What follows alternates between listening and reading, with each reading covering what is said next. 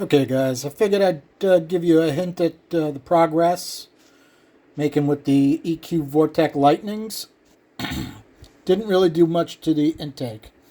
We opened the bowl a little bit. We changed the short side radius a bit. We did some work to the guide boss. The bowl is actually still quite tight. It's 85.7% on the intake, and the exhaust is 87.3%. Still 194, 1.5s. They're not going to change as far as size. But the project itself has changed a bit. When the customer heard some of the things DV said, he started questioning maybe he should build a 355 or a 383. So, as of right this minute, it looks like these will be going on a 383. We picked out an intake manifold. It's a big dual plane, Wiend, I believe. We couldn't get the air gap style because it's just not available at the moment. So it's just like an RPM style, but it doesn't have the notched plenum. So if we take a look at our flows, the ones on the left is untouched casting. The ones on the right are as they're ported now. So as far as pulls, this is about the third pull. So did a little work, do a pull. Okay, if you take a look at 1.15, we went from 106 to 116. You get a 10 CFM boost. That's really not bad. At 300, we go from 190 to 208.2. 208 is a good number, especially with 194. 400, we go from 218 with a P, which means it was pulsing, which means it was already starting to lose it across the short side radius, to 235. You can make some decent power with 235. Remember, it's going on a dual plane. Most dual planes only flow about 220. So I'm not going to go crazy with these right now until I can get the dual plane on there, port the dual plane, and see where we are before I make the ports too big. These start at about 170 cc's. I would like to keep them right in the 180, 185 range if I could. I really want to make this a torque motor. He doesn't want to spin it really hard. So a 383 that spins to 6,500 is probably about what we're going to get. And it'll probably be a 500 plus lift cam. So if we take a look at 500, we go 219 to 237, almost 20 CFM up, which isn't bad considering how little has been done to the intake port. Remember, I opened the pinch. The pinch is sized right now. It'll flow 260. So we have a little room on the pinch. If you take a look at our air speeds, okay, our intake push rod pinch is 271, 330, 319. They're not super high. Okay.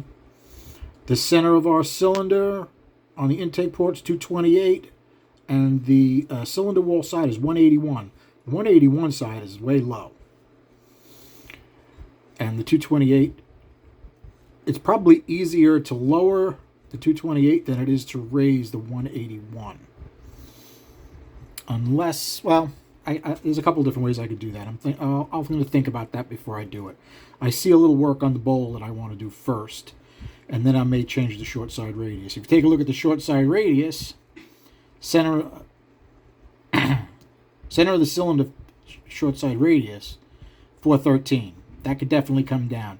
In fact, the whole short side radius, this is at 500 lift, the whole short side radius is fast, which is the way the Vortecs are designed, because they have a very high short side radius, which is what gives you the nice meat in the middle of the flow curve.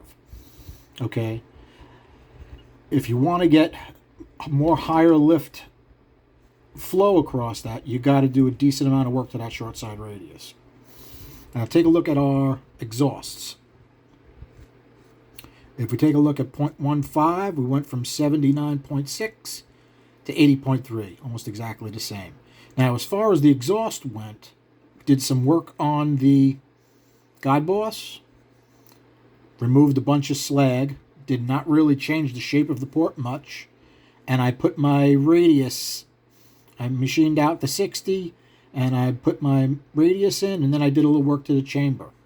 I also did a top cut on the intake, if you take a look. Let's see if you can see that. Okay, if you take a look at that top cut, that's been added. You can see the way it cuts in to the bump between the valves. That was added because it was extremely rough, and we got rid of a lot of the roughness around the exhaust. And I had to machine the plateau a little bit, round it off. But you can see my radius on the exhaust pretty decently. I do that with the burr.